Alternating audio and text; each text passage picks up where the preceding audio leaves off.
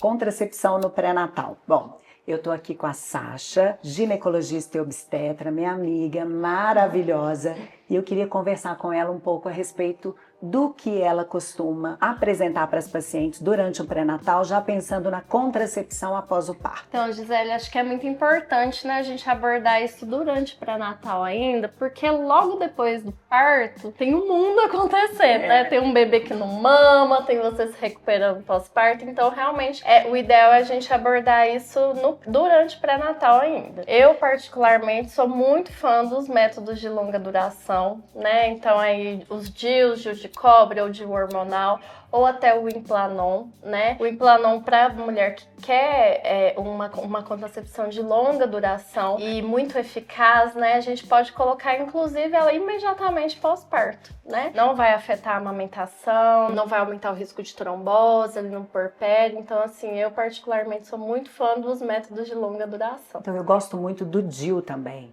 principalmente DIU de cobre, DIU de prata, ou mesmo os hormonais, que a gente pode inserir ali logo após o nascimento do neném. A placenta sai sem sério DIU.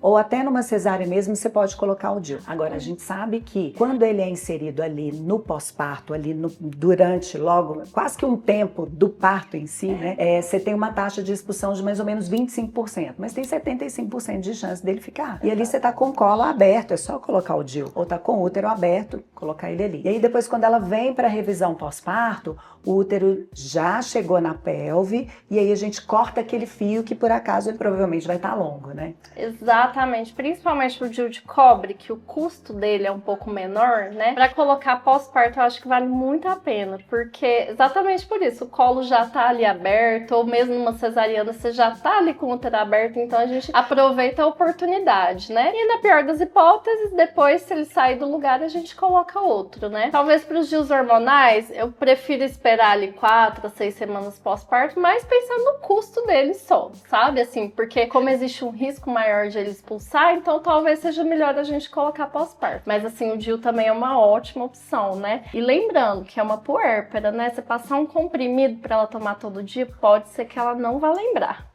Né? Engraçado, eu tenho poucas pacientes no pós-parto que dão preferência para pílula. E aí, normalmente, as pílulas que a gente utiliza durante a lactação é com um hormônio só. Ela não pode usar aquela pílula combinada porque ela pode interferir na lactação.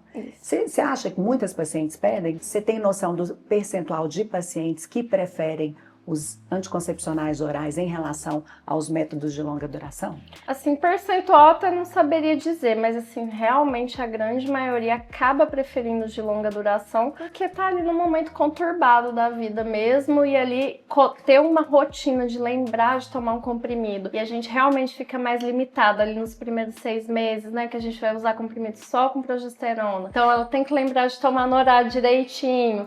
Então, assim, realmente a maioria acaba preferindo esses de longa duração mesmo. Isso a gente falando assim, é importante conversar no pré-natal, porque às vezes ela vai pedir, ela vai pensar numa vasectomia para o marido, né? O casal vai pensar nisso, ou às vezes numa ligadura de trompas, né?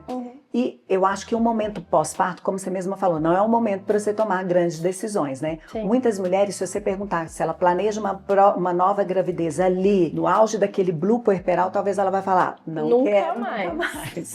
Muitas falam isso. Mas às vezes, durante o pré-natal, é o momento da gente conversar sobre essas coisas. E agora um mito, assim, muita gente, quando quer a ligadura, ela acha que ela tem que fazer uma cesárea para ter uma ligadura. A gente pode fazer a ligadura pós-parto normal, ainda na maternidade, pelo umbigo, né? Exatamente. Então é uma técnica que ela foi abandonada há muito tempo e que agora a gente está retomando, né, esse procedimento, porque se ela tem certeza mesmo que ela definiu a prole, então a gente tem que fazer um termo de consentimento pós-informado, mais ou menos 60 dias antes do parto, conversar bastante, porque a reversibilidade, ela não tem uma grande chance de sucesso, né? Exatamente, assim, muitas vezes, né, chegam pra mim que dou plantão, né, então assim, a paciente fala que é uma cesariana porque ela quer ligar, porque ela tá com os papéis da ligadura, né, e a gente sabe que a lei mudou, né, então assim, relativamente recente, aí em 2023, então a gente pode fazer uma laqueadura pós-parto normal, que tem uma morbidade, digamos assim, bem menor do que uma laqueadura feita em outro momento, né? Porque realmente, igual você falou, um corte ali embaixo do umbigo, pequeno, recuperação tranquila, né? Mas realmente é para aquela paciente que tem certeza. Verdade. Né? Porque assim, a gente sabe que a gente também tem métodos que são até mais eficazes que a laqueadura e que podem ser revertidos, né? A laqueadura, claro, um ou outro profissional fazem cirurgia de reversão, mas a taxa de sucesso é muito baixa, né? Porque muitas vezes você recanaliza a trompa, mas você não consegue recuperar a funcionalidade, né? Os batimentos dos cílios ali dentro da trompa, enfim. Mas uma outra coisa que eu queria ver com você é o seguinte, você falando de plantão, né? E quando a mulher chega definindo que ela quer uma ligadura ali no plantão, ela ainda não tem o termo de consentimento, foi uma decisão tomada a curto prazo. O que você faz? Infelizmente, assim, a gente tem que seguir a lei, né? E a lei fala que a gente precisa de um termo consentido livre esclarecido assinado 60 dias antes do procedimento. E ainda mais ali no contexto de plantão, né? Que você não conhece a paciente, então, assim, é aquela coisa, não é uma decisão que é para ser tomada de última hora. Não é à toa que tem essa obrigatoriedade de ter 60 dias. É uma coisa que tem que ser pensado, né? Mas a gente fala para paciente, olha, a gente não pode fazer a ligadura agora, mas a gente pode colocar um DIU. E aí, no futuro assim, né, pós-parto, você pode entrar com os papéis da laqueadura e depois de 60 dias pode fazer. Com vídeo, Exatamente, né? Exatamente, que é menos invasivo, né, é uma opção.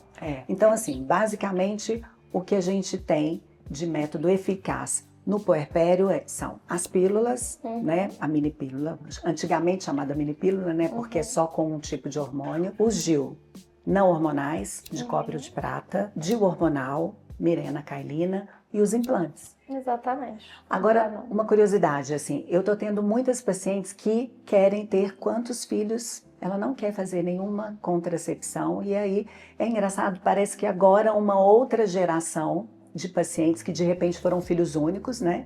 Que agora pensam em ter muitos filhos e que eu acho que é muito legal. O nosso papel é ajudar a mulher a decidir, é ajudar a mulher nesse planejamento reprodutivo. E muita gente fala assim, ela é hipertensa, não pode ter muitos filhos. Nosso papel é fazer com que ela tenha subsídios para ela tomar decisões. O corpo é dela, a vida é dela, a família é dela. O respeito à individualidade, né? A gente fala de protagonismo da mulher nessas situações mesmo. Eu vejo que eu tenho que tomar muito cuidado para eu não sugerir. Eu tenho uma tendência aos métodos não hormonais.